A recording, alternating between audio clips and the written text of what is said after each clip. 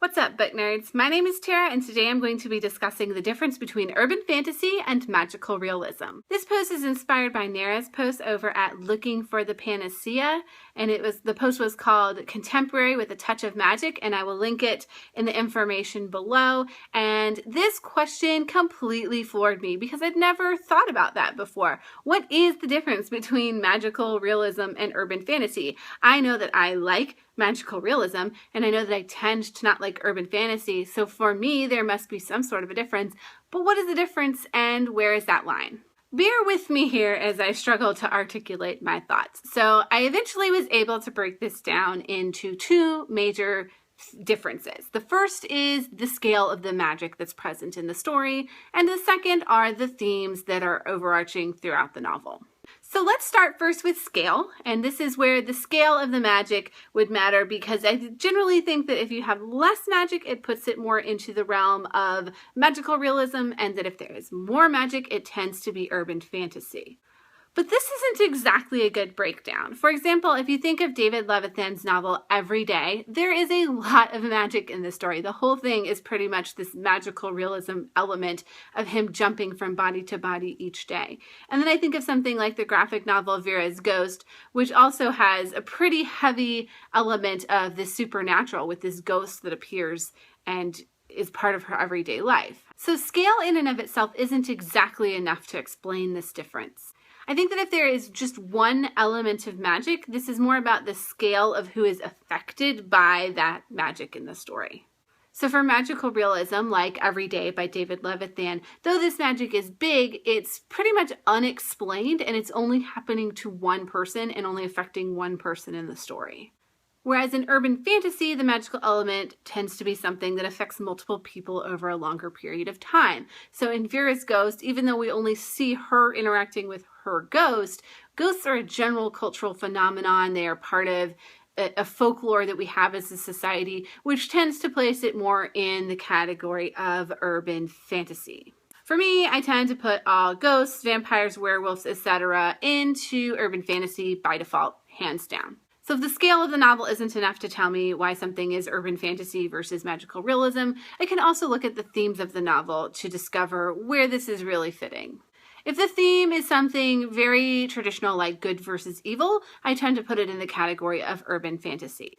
If, on the other hand, it involves something like random visions, jumping bodies, reliving days over and over again, or magical phones, I put these books under magical realism because the magic is never really explained, and it's actually used as a plot device in order to explore general contemporary themes like coming of age, loss, death, finding yourself, love, anything you might find in a contemporary novel. The magical realism elements are used to explore these topics or these themes in new ways that we can't with the restrictions of the world as we know it today.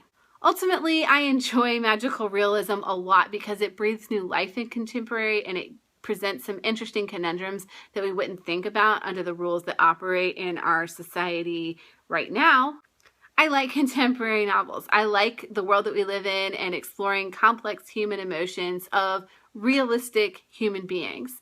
Magical realism adds a dash of the interesting to these stories and serves as a sort of postmodern literary device. I mean, all fiction is fantasy of some degree. I think we can all agree that the fantasy of 50 Shades of Grey is very different, though, than the fantasy of Harry Potter.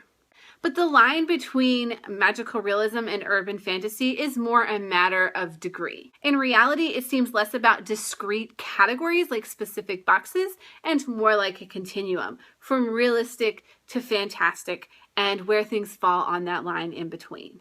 And I think that we all draw our own line in that continuum in various places to what we think counts as magical realism versus what we think counts as urban fantasy. The general idea of magical realism versus urban fantasy are ultimately just made-up terms created by publishers and authors in order to communicate what's happening between the pages of the book and who might want to read that book once it's been bound up.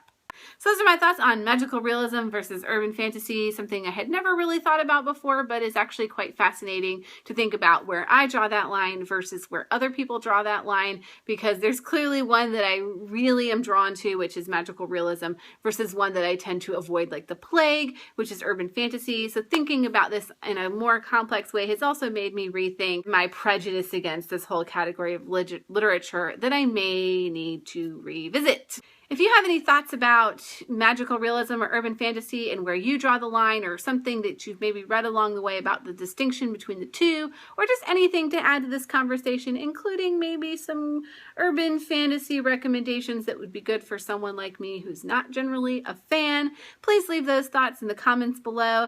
And as always, book nerds, thank you for watching, and I'll see you next time.